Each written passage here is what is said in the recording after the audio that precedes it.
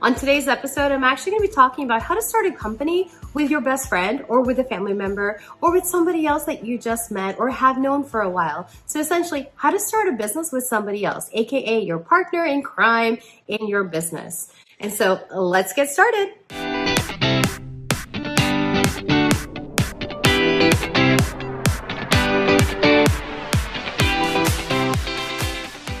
So starting a business with somebody else is exciting. In fact, in the beginning stages of starting a business, everything is so rosy. And a lot of times they say it's a marriage. It's a marriage in business. And it truly is, because a lot of things you have to discuss in the beginning and make sure they're all clarified before you move forward in your business. And again, while you may not be signing a prenuptial, but in the business world, a prenuptial is your partnership agreement or your company agreement or any other type of agreement that you are signing with your business partner. Because at the end of the day, those agreements are super, super important. You cannot, all bold, all caps, not have some type of agreement between you and your business partner. Because if you don't, and if something were to happen, default laws apply. And sometimes those default laws are not going to be favorable to either party or even one party, the members or, the partners. And so you want to make sure that your expectations are managed, that the way you and your partner have come together in this business deal, that your conversations are expressed in the partnership agreement or company agreement or whatever other types of agreement that you might be having with one another. And so it's super important to have that. Number one thing is a company agreement, which is usually used for LLC formations, or another type of agreement if you are a corporation, or a partnership agreement if you're just a general partnership. You need to have something in writing. And those company agreements generally cover the rules that each person is playing, or how much money, capital investment they're putting in, how much money they're taking out, and also the intellectual property ownership. Who owns that? Does the company own it, or do you all own it? And how do you own it? Who can sell, who cannot sell? How can you exit the business if you need to exit? What are some of the strategies that we need to employ? What happens if one person is married or both are married and they have a divorce? What happens at that point? Or what if somebody passes away? How do you handle those situations? And hopefully that agreement between you and your partner is going to identify those issues and also solve those issues or help you resolve those issues as you encounter them in your business relationship. Now, that is actually like fast forwarding to maybe step 3 or 4 with a company agreement, but it just feels it's so important to have it. So I want to talk about it right away. But when you are starting a business with somebody, the ideas that are coming out, the process of the business that you're thinking about, all those things are coming together and you want to just put them out there and you want to just get started right away. It is all amazing and congratulations to you. However, everything seems rosy in the beginning. And what we need to do is always ensure that you and your business partner or partners are protected.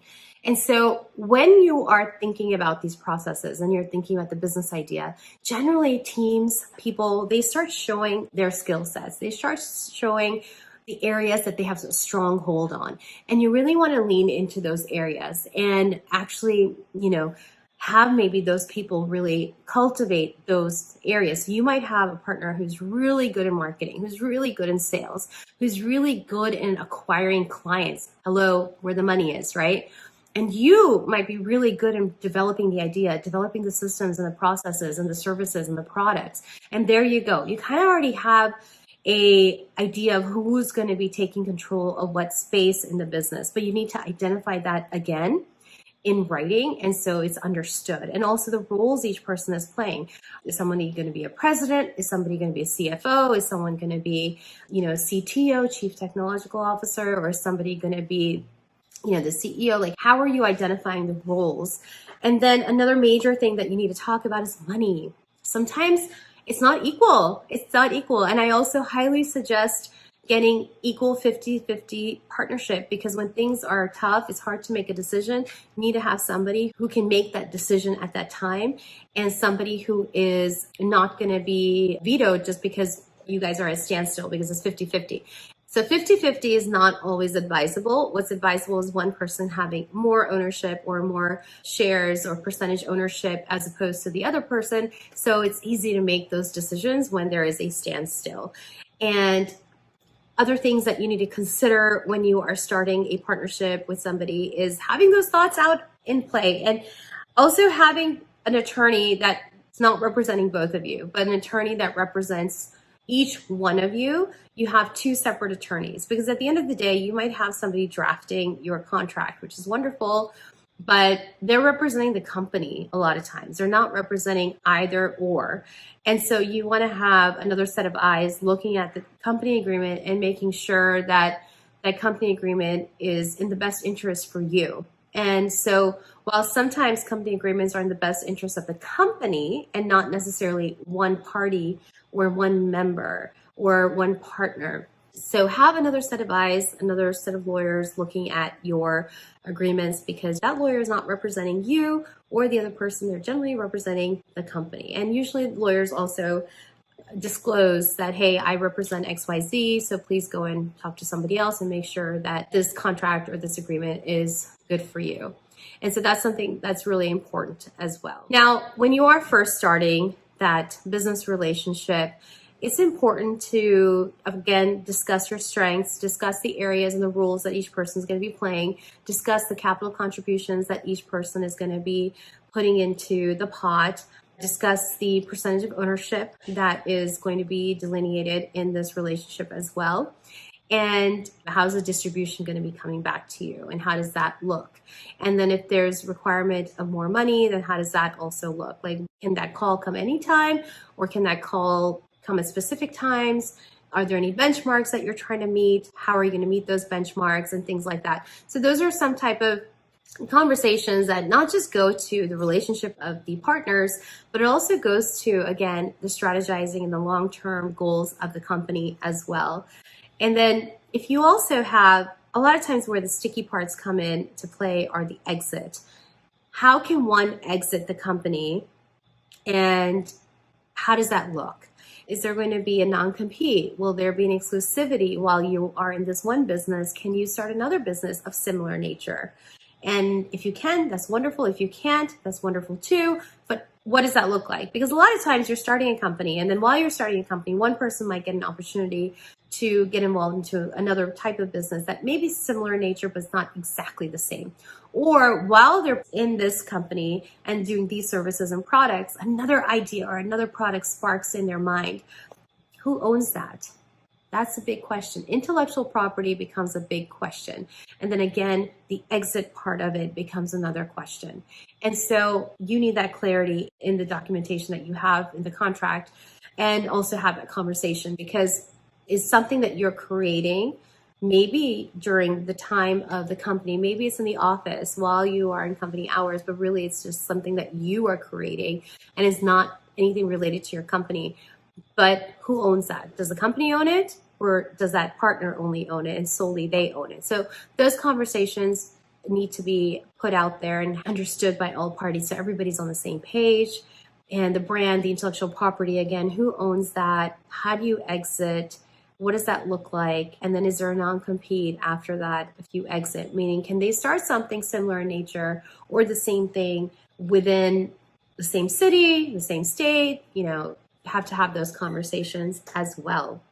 And then what if you want to add some other people into the mix, into the pot? How does that look? What kind of a vote do you need at that point? Is it going to be a majority vote, or is it going to be a unanimous vote?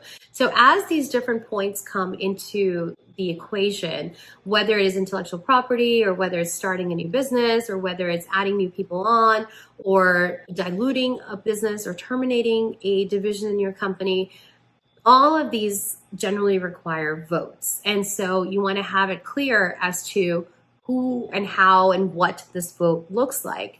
And when you convene for these votes, and is it a majority or is it a unanimous vote that's required?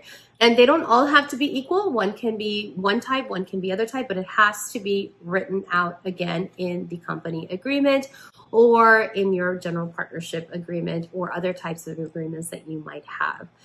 All of these aspects are super important, and they're very important to discuss prior to formalizing any type of relationship with somebody, because these can become very contentious later on. And these areas are where sometimes, when you are in a contentious situation, it's not about the practical side of it anymore. It's the emotional side that comes into play, and the emotional side that needs to be handled, because a lot of times you're sticking to the guns because of the emotional aspect. So those are the parts that need to be monitored, as well as how will you handle it. So if your contract can kind of handle that and help pave the way on navigating it, then that's something that needs to be taken care of through that agreement between you and your partner or partners.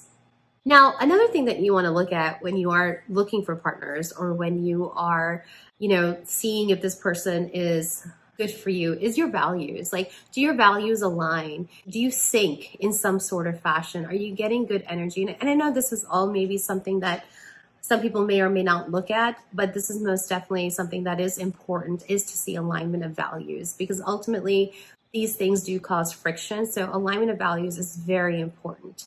Other things to look at as well is, now on a very practical side, is, are you going to be a minority owned business? Because a lot of times you get a little bit preference in certain types of contracts that you might be getting from third parties, especially if you're in the service industry or you're providing certain types of products, maybe in the oil and gas country or in the health industry. A lot of times the bigger companies are told by the government to give certain contracts to certain types of businesses. And so if you are a women-owned business or other type of minority-owned business, it's okay to go and get yourself classified as that. Therefore, you can have maybe an upper hand in, achieving certain types of contracts through other companies that maybe otherwise perhaps might have been more difficult. And that's okay. So it's okay to do that, and it's okay to have that kind of a thought process also when you are setting up your business and looking for partners for your business as well. Overall, it's really important to have open communication with your partners. It's really important to have a understanding between you and your partners as well. Initially, things always seem amazing and they always seem rosy and just beautiful. But when the contention does come, it can become really horrific at times. And so the best way to really help yourself and set yourself up for success and not failure is to have certain contracts in place, is to have open communications. And also, it's not to step on each other's toes. Have meetings set up, regular meetings with your team and with your partners to discuss issues, to go over things, whether that's a monthly meeting or a weekly, whatever that works for your business, but have that communication line open at all times and have that ability to have those conversations from the get-go and say that. We're going to have hard conversations, but that's okay, because these hard conversations are going to help us move forward and go through the difficult times together. Nothing that we achieve is always going to be easy, and sometimes through the hard comes the beauty. And so having the ability and the will to do that will be super helpful to you and to your business as well. And these tips that I'm giving you today, some of them are legal, some of them are pretty, basic, and a lot of them are just like obvious and logical. And putting them into practice can be tough, but if you set up a practice that is a standardized practice, that is something that you're committed to, that is something that you are going to do regardless of whether it seems like an extra step along the way and you feel like you can just avoid it, or why are we doing that today? But if it sets up clear communications, if it sets up where you are adhering to your promises and the understandings that you and your partners have gotten into prior to getting into this business relationship, it's going to be worthwhile and it's going to be beneficial to all of you.